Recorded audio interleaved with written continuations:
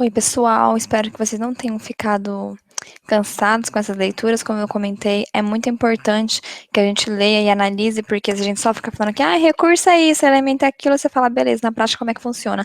Então, para vocês não terem que fazer sozinho esse trabalho solitário de em casa ler e descobrir o que que é o que, a gente faz isso aqui junto, tá bom? Isso é muito legal. Seguinte, o que que a gente conseguiu ver ao longo desses vídeos? Fica a dica que não assistiu, quer ver só a sistematização, tudo bem, a gente vai falar sobre ela, mas para ter a parte prática é legal assistir os outros videozinhos também.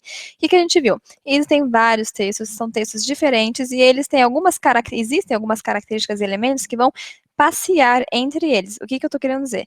Que existem textos que têm os mesmos elementos que outros textos, e mesmo assim, nem sempre o objetivo é o mesmo, né? O que que a gente viu até agora? A gente viu, por exemplo, que existe uma coisa chamada narração. Lembra? O que que é a narração? A narração, geralmente, eu tenho alguns elementos estáveis. Por exemplo, eu tenho enredo, né, ações, eu tenho personagem, tempo, espaço, a linguagem. A linguagem é variada, aí depende do meu público. Eu estou narrando para uma criança, eu estou narrando para um velho, aí entra a questão da situação sociocomunicativa. O que mais que a gente viu? Também tem o narrador, né?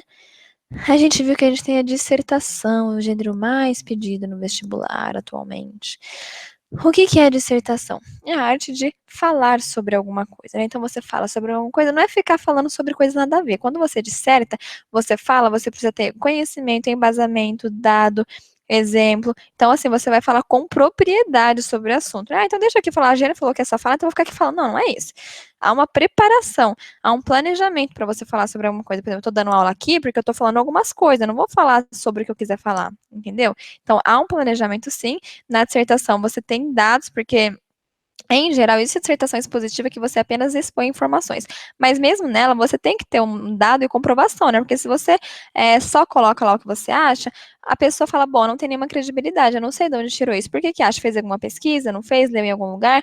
É complicado. Então, a dissertação tem uma linguagem geralmente objetiva, uma linguagem mais literal. A gente viu que a narração nem sempre é assim. A narração pode ter linguagem metafórica. Lembra do trecho de Iracema? A dissertação não. A dissertação, como ela quer te convencer de uma ideia ou apenas te informar de alguma coisa, ela tem aí um dado fonte, linguagem objetiva, linguagem literal. Ela vai evitar os recursos literários como figura de linguagem. Ela vai ter reflexões, vai ter discussões, né, vai problematizar um tema. Mesmo se a pessoa não tiver um posicionamento, se for uma dissertação expositiva, ela vai problematizar. Por exemplo, olha só, o aborto é um tema muito problemático, muito polêmico. Por quê? Porque algumas pessoas defendem isso e elas têm esses argumentos. Outras pessoas defendem aquilo e elas têm esses argumentos. Enfim, há argumentos para os dois lados e por isso tem a polêmica. Quer dizer, eu estou expondo, mas eu tenho propriedade, eu tenho dados, eu tenho informação, eu tenho exemplos concretos para falar sobre isso e eu tenho uma estrutura. Que estrutura que é essa? É introdução, desenvolvimento e conclusão. Certo? O que mais que a gente tem? A argumentação. Na argumentação, o que que a gente faz? Muito bem, a gente argumenta. Aí, para você argumentar, existem alguns mecanismos, né? Geralmente, você também vai usar uma linguagem mais objetiva.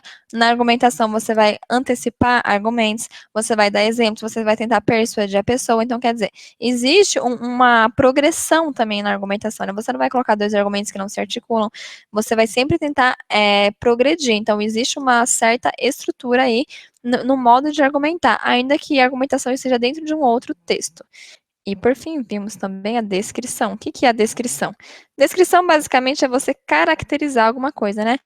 Então, deixa eu descrever aqui essa mesa. Essa mesa é preta, não sei o quê. Então, eu estou dando características. A gente viu que isso aparece em alguns textos também. Por exemplo, em romance, para descrever o espaço, descrever a personagem, mas também pode aparecer em outros textos, certo? O que mais que a gente viu? Só isso, Giane? Não, não foi só isso, né? A gente viu outras coisas. O que que a gente viu?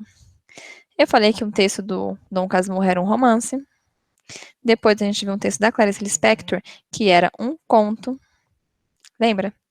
A gente viu também carta. Não vimos só uma carta, a gente viu que a carta pode ser aberta e que a carta pode ser também uma carta pessoal, né? Quando você escreve para alguém, uma coisa mais íntima.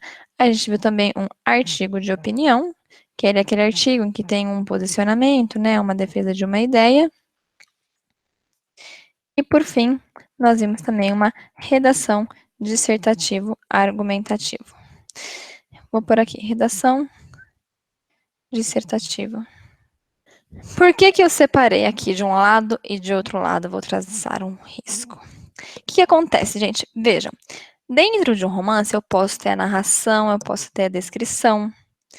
Dentro de um conto, eu posso ter também esses elementos. Na carta, eu posso ter argumentação, eu posso ter dissertação, posso ter tudo isso na carta. Então, percebam que a coisa parece um pouco confusa, né? Eu tenho alguns tipos de texto aqui, eu tenho algumas coisas, alguns recursos que podem estar dentro desses. Mas esses não podem estar dentro desses. Então, por que isso, Jane? É o seguinte, isso aqui chama tipos, são tipos textuais. Isso aqui são isso aqui são gêneros textuais. Então, pessoal, o que a gente está vendo aqui? Que tipo e gênero, nesse contexto, não são sinônimos, são conceitos. Tipo textual é uma coisa, gênero textual é outra coisa. A gente começou pela parte prática, analisando, ao invés da gente já jogar um monte de conteúdo, um monte de nome, né, para vocês tentarem ficar procurando, a gente fez o processo inverso, que também é muito válido, que é a parte do texto, para falar o que o texto, para ver o que o texto fala pra gente. Então, esse texto me dá esses elementos, o que eu faço com eles, tá bom? Que é o processo que na vida real a gente faz, a gente lê o texto, deixa o texto falar primeiro.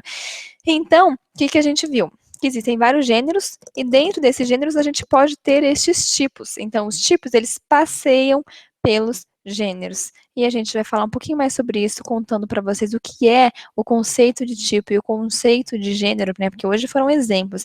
Esse conceito fica para o próximo vídeo. Eu aguardo vocês, tá bom? Até a próxima.